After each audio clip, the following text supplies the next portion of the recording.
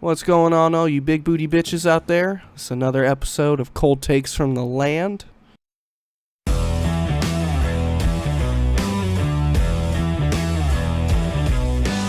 Cold Takes from the Land, where you get the coldest takes from the hottest Cleveland sports fans.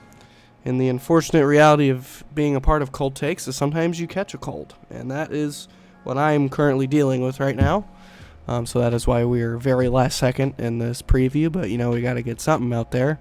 And we got the Rams, buddy, in L.A., another 4 o'clock game, unfortunately. Yes, we do, buddy. We are on our, fourth quarterback this season?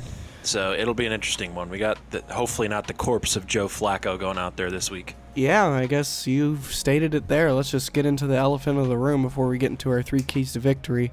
Joe Flacco is starting this Sunday, which is yes, sir. Not a sentence I thought I'd ever say as a Browns fan.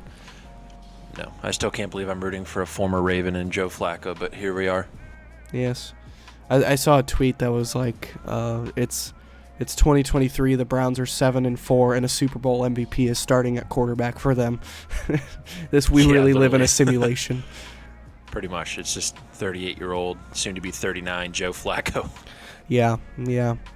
But we got the Rams this week, and it's going to be an interesting test. Hopefully Flacco can go out there and look not awful. I know he's going to be an absolute fucking stiff in the pocket, but as long as he can go out there and make some throws and deliver the passes where he needs to. Amari Cooper's playing, Myles Garrett's playing, so the big guys that we wanted to see back are back outside of Denzel Ward, and then the usual guys that have been injured. So it's going to be an interesting one. And with that, you have anything you want to add about Flacco before we get into the cream of the crop here? No, with Flacco, I think if you can just be average, take care of the ball. I'm not expecting him to go out and throw for 300 yards and 2 touchdowns every game, but take care of the ball, I think, with him. I hope he can push the ball downfield still. It seems like they have confidence that he has a pretty strong arm still, even though he's that old. So go out there, push the ball downfield a little bit more than DTR and PJ Walker could, and kind of get back some of that deep threat that we had with Deshaun Watson out there. So we'll see, man. I don't think there's much worse than we could have had in the last couple of weeks. DTR had some valiant quarters, I think. I don't think he has pieced together a great game yet as an NFL quarterback, but PJ Walker was atrocious. So if he can just come in and kind of stabilize this beaten down and injured QB room, I think we might have a chance. Yep, I completely agree. And with that kind of gets into my first key to victory, and that was to protect Joe Flacco at all costs, because as we know, he is not very mobile. That could be a problem because, man, Lord knows, like we talked about in the Broncos post game, one hit, that boy might turn into dust. Yeah, as I'd say, that man's old. His knees are probably jelly at this point, so we don't want him under a bunch of duress and whatnot, especially playing against Aaron Donald, which luckily the Rams' defense has fallen off a good bit comparative to recent years. So I don't have a ton of worry about the defense being this big issue. I think it's just more so about, as I was saying, keeping Flacco protected and letting him be able to stand in the pocket and get his sea legs about him, because it's been a while since he's played. So hoping he can warm up quickly and not be under a bunch of pressure, because God knows if he gets hurt, that means PJ Walker's playing, and we know what happens when he plays. That's a lot of turnovers that I don't want to watch. So that's my first key to victory there. It's not good, buddy. It's a far cry from us saying, hey, PJ Walker might be okay. He was an XFL MVP. Yeah. But, I specifically didn't have that first point because I had a feeling you were going to touch on the offensive line. Yeah. So my first point was we need to score TDs. Field goals, as we've seen in the last couple games, they're just not getting it done. So a lot of stalls. We need to get down there. A lot of stalls, whether it's the rushing game getting going again, which it did last week. We just didn't do it nearly enough. But get Jerome Ford cooking. Hopefully get Flacco in the red zone. Maybe we can utilize Njoku a little bit more down there in the end zone. Hit Cooper up on some of those plays that DTR and especially PJ Walker just couldn't make, and utilize it and get some TDs, because 3 points ain't cutting it. Yeah, definitely. We got to go out there, have a bit more urgency offensively. Hopefully we can open it up, throw it downfield a bit with Flacco, who still has a big arm. And, I'm hoping, like you said, you brought up Cooper. I'm thinking him and Cooper will have a decent connection early, just because Flacco's a vet. He's thrown to a bunch of guys, and he's got a lot of experience. And I feel like he'll be pretty cool and Cooper calm. may be the best straight-up receiver that he's ever played. I mean, he's played with Bolden and some decent guys, but like as far as a route runner and just pure receiver, this might be the best receiver he's had. Yeah, honestly, it might be. He's played with some good guys in Baltimore, and he did play with Garrett Wilson last year. But yeah, Cooper, in terms of consistency, down in, down out, route running, probably is. So I'm kind of hoping they have a nice little connection. And he has played with Elijah Moore before, obviously being on the Jets a couple years. Yeah. So hoping that he can get some stuff going. You know what I'm saying? It would be nice, man. I want to see anything. I mean, any improvement to the passing game is well warranted, because outside of 3 games of Deshaun Watson, it's been pretty awful so far this season. Yeah, for sure.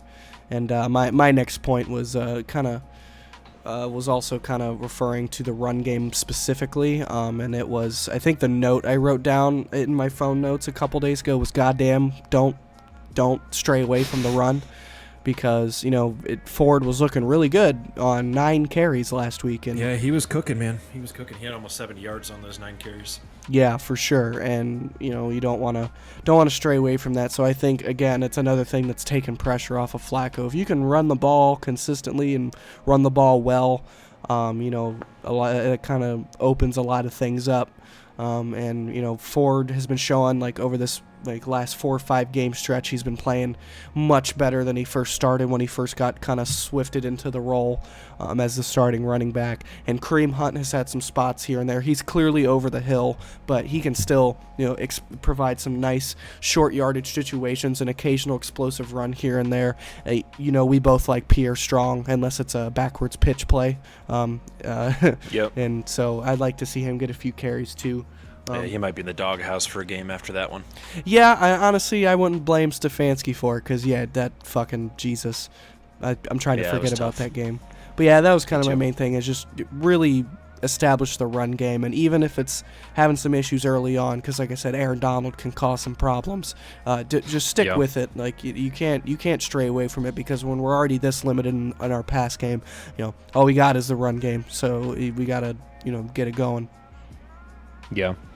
With the run game, too, like you said, and we've touched on in weeks past, mix it up, especially with Aaron Donald. I don't know whether he's going to be on the edge, which he probably will be, with us having a rookie right tackle and then a backup playing left tackle right now. But mix it up. Don't run towards Aaron Donald. If you're going to run the ball up the seam, I don't want to see number 99 on the other side running straight towards him. So right. We'll see what they do with that. My second point here kind of goes off my first point a bit, but I just have this sneaky feeling that for whatever reason we're going to get the ball first, because I know home teams like to defer a lot.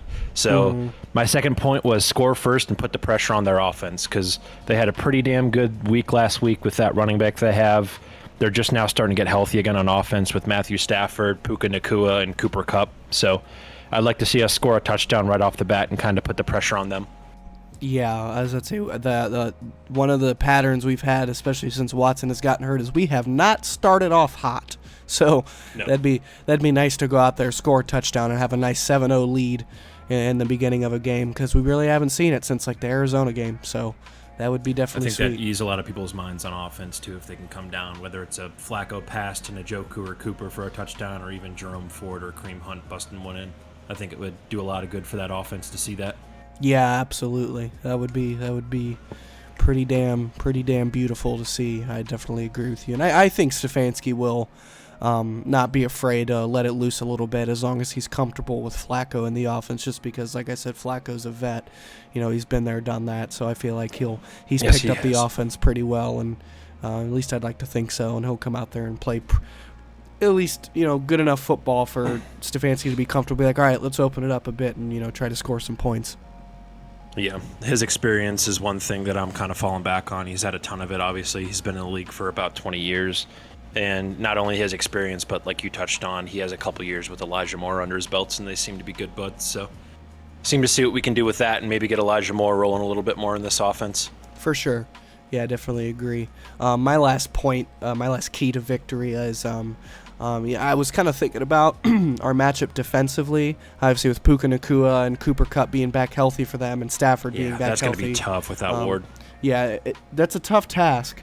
But I actually wanted to center around our run defense because that kid they got, that Kyron Williams kid, he's explosive and he's making plays, and he's playing really well. And our interior defense has been a little squishy the last couple weeks, a little more than usual, and we've given up some big runs. So I hope that front four can really step up in run defense this week, and really like make a point of stopping the run, because even though their pass offense is going to be really tough to stop, like I said, with those guys, the weapons they have, and Stafford being another vet who's still very good, the best we can do at limiting that is taking away the other dimension of the offense, because if we can, not feel like we have to stack the box to stop the run, if like the front four can just do a good job, set the edges, plug up the gaps in the interior, that'll make it a bit easier to, get back in coverage and not worry about, a surprise run gashing you for 20, 30 yards, and then you're on your toes, and then they're mixing up play action, and you're throwing it downfield, and Cooper Kupp and Nakua are getting open all over the place. So I feel like for the ease of Jim Schwartz and the rest of the guys, personnel-wise on that defense, if we can just stop the run early on and, make it a little harder for them, because, one thing Matt Stafford is prone to, even though when he's healthy, he's still pretty good.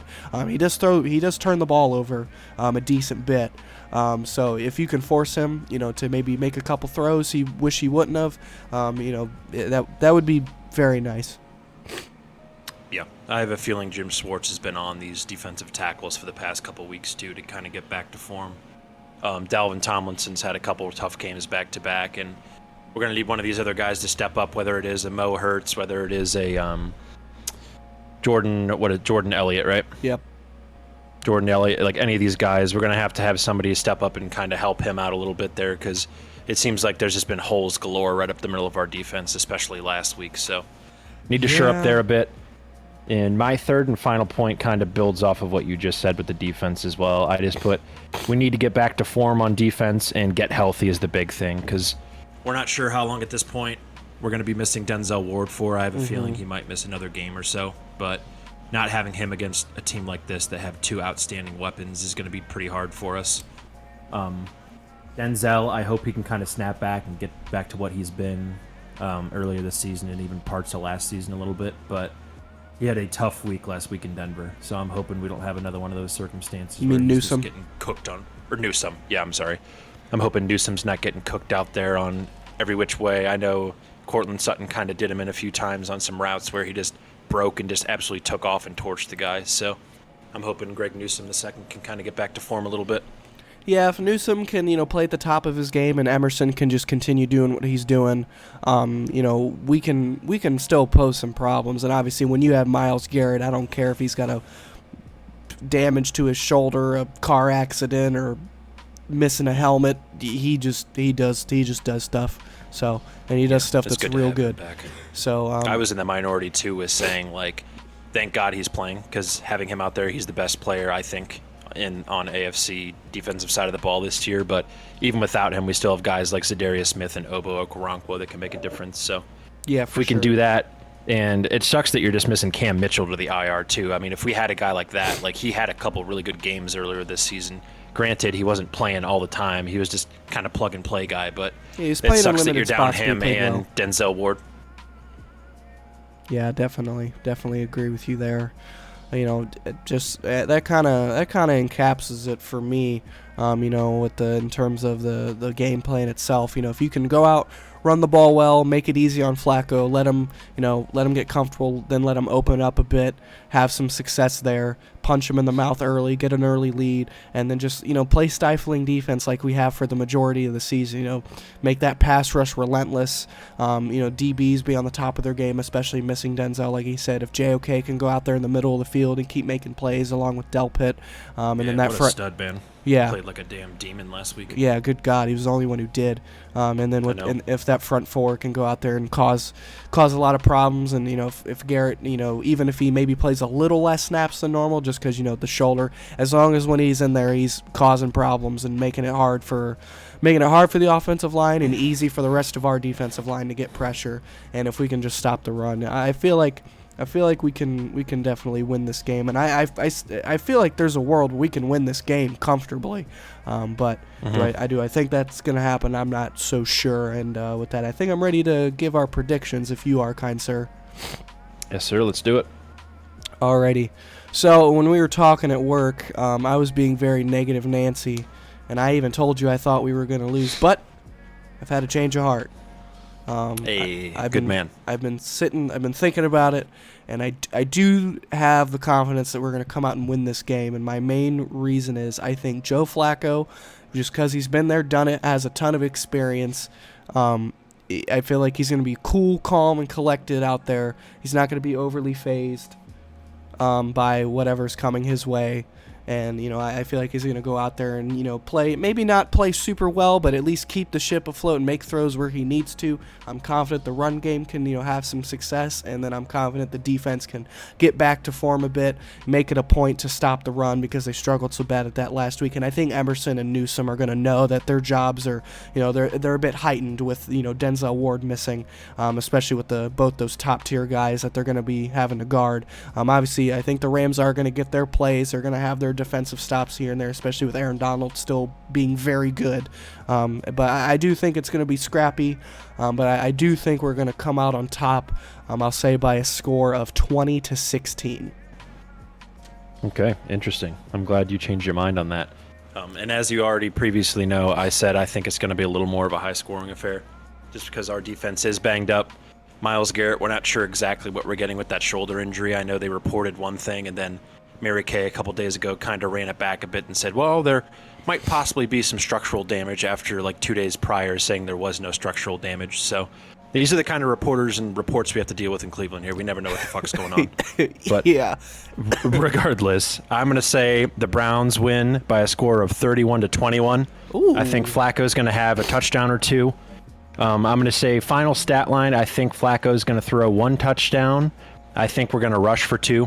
I think Kareem might bust one in, and then Jerome Ford will get one, and then I'm going to say we get a defensive touchdown, and then a field goal, obviously, for Hopkins to get to 31. So I'm going to say Browns win 31-21. I think it's a good time to be playing the Rams defense because they went all in a couple years ago to get to and win that Super Bowl. And when you have a team with that much talent in Donald, which they re-signed, thankfully, they had Jalen Ramsey, all these guys that they just paid max dollars to.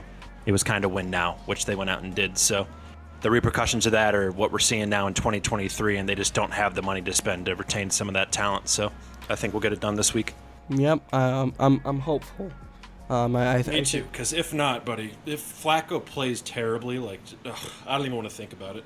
Yeah, I'm just not going to think about it, and we're not going to talk about that because we're good vibes, no bad juju here. We both are picking the Browns to win. You're going pretty best case Ontario with this offense, but I like it. I just think they're due. We've been so low on offense. I mean, what did we have? 17 points last week. We had in the teens again for points the game before that. So I think we're due for one of those 30-plus point games on offense. Yep, I'm hopeful. I definitely can see it. If Flacco can go out there and get a couple drinks from the fountain of youth and go out there and sling it a bit, it could definitely happen. Yes, sir. I don't think he's going to put the ball in harm's way like DTR and PJ Walker. Namely, PJ Walker have the last 5 games that they've played. Yeah. Well, we got old Flacco now, and it's gonna be weird seeing him in a Browns uniform. But hey, it's what we got to deal with for now. That is gonna be very weird. Is he wearing number 15 like he was at practice? Is that gonna be his actual jersey number? Yeah, he's number 15. I hope he doesn't look like Tim Tebow. That's all I gotta say. Well, God, that'd be something. If he's gonna be Tim Tebow, be Florida Gators Tim Tebow. That's all I ask. That'd be some shit. He's out there running QB draws on the goal line, throwing jump passes. Yeah, literally. All right, but that's pretty much our thoughts on the game, our predictions, our thoughts on the game plan, what we need to do to win. Once again, I do apologize. I've been under the weather. My head is currently pounding. I feel like it's going to explode. My head feels like DTR after he took that hit last week. So I'm hoping to pound some ibuprofen and get some sleep and wake up and have no drinks tomorrow, buddy. No drinking. No drinking tomorrow, most likely. So, but I'm gonna hopefully get up and have a nice experience watching these Browns get a dub, and then we'll have a nice post game out for you, and we will have a fucking Cavs video out within the coming days. I swear on my life. We promise. I know it's been 3 fucking weeks since we told you we'd get one out, but Yes. we will have one out sometime next week. Yes, it will happen. But anyway, we appreciate you guys for listening. We're really happy with the traction our last couple videos got. All you haters, lovers, whatever it is, we appreciate it. And had some fun arguments in the comments. I hope to continue to have more because, I like interacting with you fellers, even if you're opposing fans and you fucking hate us for whatever reason. But Yes, sir. Broncos fans are on my shit list, as you know. They're right behind Steelers and Ravens now, so keep bringing up Denver fans. yeah, fuck you bitches, missing John Elway and shit. No, I'm just kidding. But no, once again, we appreciate you guys for listening. We hope we can get some more interactions with you guys for this one here. And yeah, that was our thoughts. And once again, it's been another episode of Cold Takes from the Land, and we will see you guys hopefully with a win in the next one. Cold Takes from the Land.